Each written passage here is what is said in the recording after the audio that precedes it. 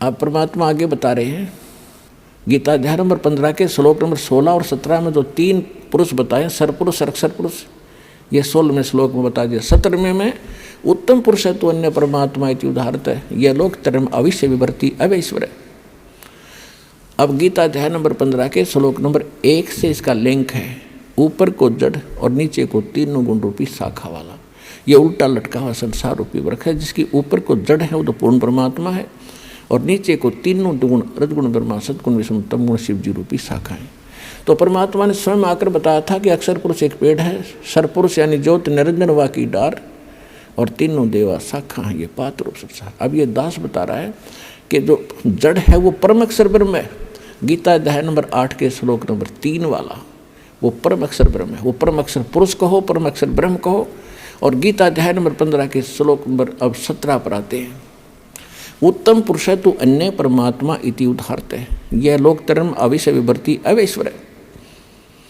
उत्तम पुरुष, पुरुषोत्तम यानी श्रेष्ठ भगवान, जिसको परमात्मा कह सकते हैं, कहा जाता है, जो वास्तव में अविनाशी है, जो सबका धारण पोषण करता है, सबके तीनों लोकों में प्रवेश करके सबका धारण पोषण करता है, वो अविनाशी परमात्मा है।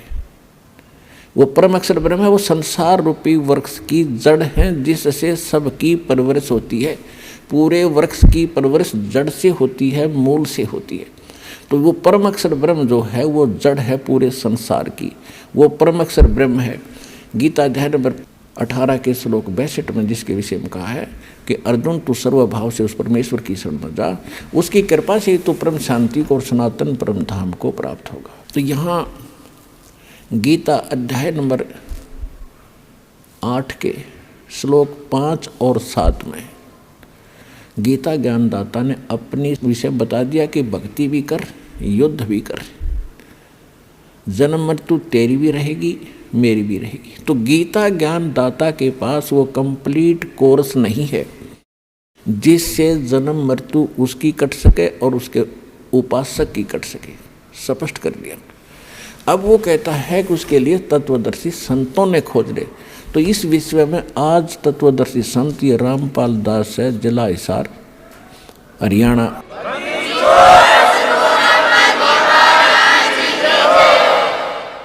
अब किसी का भ्रम ना रहना चाहिए। देखो,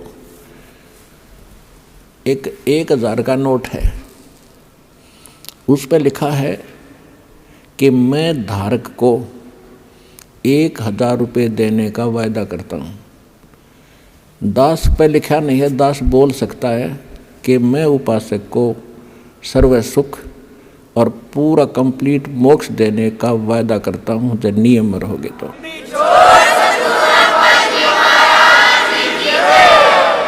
तो पुण्यात्माओं, बिना बताए पता कैसे चले? स्वयं परमात्मा थे 120 वर्ष रह के चले गए, हम लाल की पहचान करना जानते नहीं, इस कारण से मार खाते रहे। और एक तो कहना होता है, विद प्रूफ प्रूव करूँगा कि इस विषय में किसी के पास ज्ञान नहीं, किसी के पास समाधान नहीं, और कबीर जैसा भगवान नहीं, और इस परमात्मा के दास को जो प्राप्त है, कबीर परमात्मा का दिया हुआ ऐसा कोई ज्ञान नहीं।